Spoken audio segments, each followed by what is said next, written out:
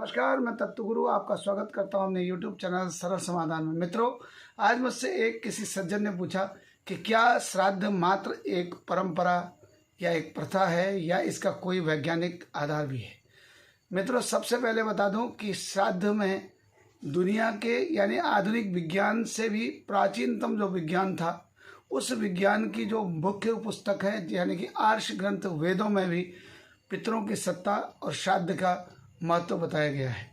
यानी हमारे श्राद्ध में आने वाले बहुत सारे मंत्र वेदों से लिए गए हैं। यथावत अग्निश्वाता पितृगणाम प्राची रक्षुमे दिशा मधु आधारिता यदे मक्षरंति संधव और नमो पितरो रसाय नमो पितरो सोसाय, बहुत सारे ऐसे मंत्र जो हमारे श्राद्धों में वेदों से लिए गए हैं। और वैदिक परंपरा के अलावा इसका वैज्ञानिक कारण यह है क्योंकि संसार में प्रकाश के जो स्रोत हैं वो भगवान सूर्य नारायण हैं और भगवान सूर्य नारायण के प्रकाश में से कोटि सूर्य सम प्रभा कहा गया।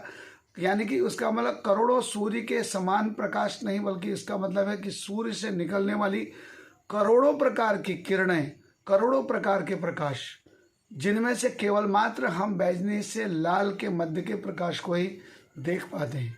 परंतु बैजनी से नीचे भी प्रकाश होता है और लाल से ऊपर भी, या लाल से ऊपर के प्रकाश को इंफ्रारेड कॉस्मिक किरणें यानी कि ये जो होती हैं ये लाल से ऊपर की हैं, और अल्फा यानी अल्ट्रा वायलेट्स, वायलेट से नीचे यानी अल्फा बीटा गामा गीटा लीटा थीटा यानी झौ किरण तक अभी जो आधुनिक विज्ञान ने खोजा है, ये सब बैजनी से नीचे की किरणें हैं।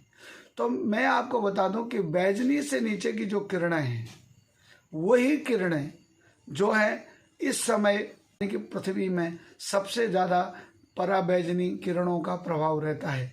और उन पराबैंगनी किरणों का प्रभाव को कम करने के लिए हमारे वहाँ इस समय पितरों का आवाहन किया जाता है। और पितर लोग क्या करते हैं कि उन पराबैंगनी किरणों के प्रभाव को कम कर देते हैं। और देखिए, उस पराबैंगनी किरणों के प्रभाव को कम करने के लिए हम सबसे बढ़िया यानी कि उस अल्ट्रा वायलेट रेजों को कम करने की जो क्षमता है वो सबसे ज़्यादा कुशा में है। हम कुशा, तिल, गंगा जल आदि का प्रयोग करते हैं। और उसके अलावा हम जो पिंड आदि में जो हम प्रयुक्त करते हैं पदार्थ, वो सारा पदार्थ ऐसा होता है कि वो बहुत जल्दी फर्मेंटेटेड हो जाता है। जैसे चावल का आटा, अगर चावल के आटे को आप अगर थोड़ी देर पीस करके रख दें, अगर उसमें दूध, घी, शहद, चीनी मिला के, तो आप देखेंगे कि थोड़ी देर बाद फर्मेंटेटेड हो जाता है। और वैसे जौ के आटे को आप देखते हैं तो वो फर्मेंटेटेड हो जाता है। यानी कि फर्मेंटेटेड होने का मतलब उससे सूक्ष्म जो माइक्रो ऑर्गेनिज्म है वो जल्दी से उस पर अटैक करके उसको क्या करते हैं, भोजन बनाने लग जाते हैं।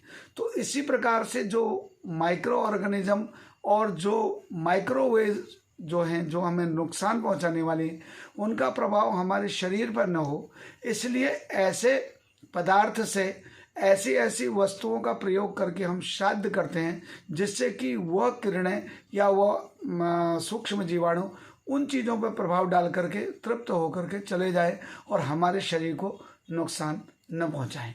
और इसलिए इसका वैज्ञानिक कारण है क्योंकि यमराज जी जो हमारे वहाँ इसमें ये श्रीमद् भागवत में भी इसका वर्णन आता है, पितरों से संबंधित हमारे अन्य ग्रंथों में भी इसका वर्णन आता है, क्योंकि यमराज जी को ही जो है हमारे यहाँ पितृलोक का स्वामी माना गया है।